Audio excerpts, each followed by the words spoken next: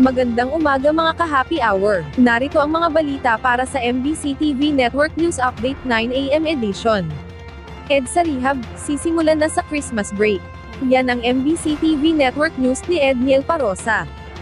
Inanunsyo ng pamahalaan ang maagang pag-arangkada ng itutuloy ng pagkukumpuni ng EDSA na una sarang tinarget isagawa sa 2026 sa pulong palitaan sa lungsod ng Pasig. Sinabi ni Public Works Secretary Vince Dizon na sisimulan ito sa bisperas ng Pasko hanggang sa pagtatapos ng New Year holiday. So December 24, 11 p.m.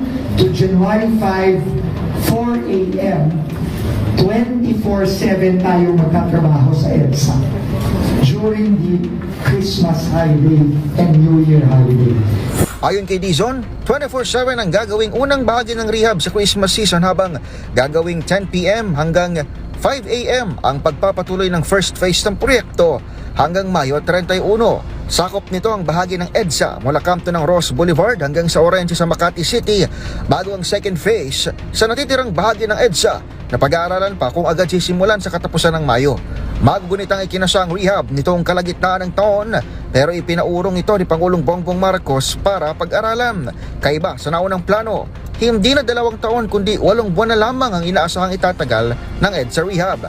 Hindi na rin umano magsasara ng lanes ang DPWH dahil magiging targeted na lamang ang asphalt overlay na gagamitan ng makabagong umanom teknolohiya. Ibinida ni Dizon na makatitipid dito ang gobyerno ng 11 billion pesos. Anang kalihim, ito na ang better way na utos ni PBBM at magiging minimal lamang ang disruption nito sa mga motorista. Sakali mang makaapekto sa commuters, tinayak naman ni Transportation Secretary Banoy Lopez na handa ang 260 units at 6 na pong standby bus ng EDSA Carousel, gayon din ang mga bagong Dalian trains na MRT3 na i-deploy na sa araw ng Pasko.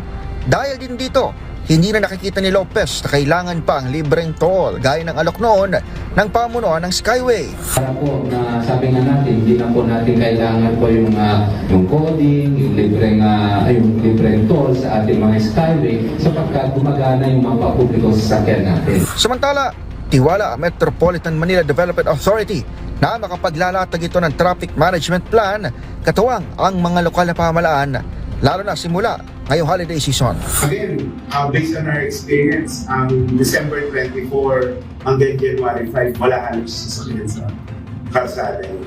Para sa MBC TV Network News, ito si Edniel Parosa, Razor H.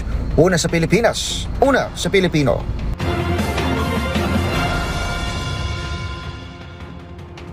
Samantala, airport personnel, handang mag-assist sa e-gates, manual counters, mananatiling bukas. Para sa mga pasaherong hindi para pamilyar sa e-gates o di kaya sa mga hindi masyadong techie, tiniyak ni Bureau of Immigration spokesperson Dana Sandoval na mayroong mga personnel na naka-standby sa e-gate upang tulungan ang mga pasahero. Dagdag pa niya, mananatili pa rin bukas ang manual counters para sa mga pasaherong nais magpatatak ng kanilang mga pasaporte. Pag sa assistance po sa mga e-gates, meron po tayong mga naka-standby na personnel for assistance sa e-gates. Doon naman po sa ating operation, meron po yan, hindi po mawawala yung ating mga manual counters. Kasi meron at meron pa rin po ng mga tao na nais nung stamp sa kanilang passport.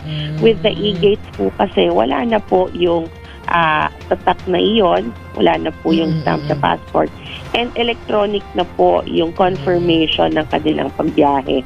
So, i-email po sa kanila. Samantalang dun po sa manual counters po natin, dun po yung tatak talaga sa pasaporte. Minsan, gustong-gusto po yun ng mga tao para ipakita sa kapitbahay, uy, gano'n ako siya. Para ibigda souvenir sa kapitbahay. Actually, ma'am, may trend na ganyan no, na parang paramihan ng tatak. Paubusan ng space. Sa ibang bansa, nung nawala na yung mga tatak-tatak na yan, parang nalungkot sila kasi walang resibo. Walang resibo. Opo. At yan ang mga balita para sa MBC TV Network News Update 9 AM edition. Abangan ang mga susunod na balitaan mamaya para sa 10 AM edition.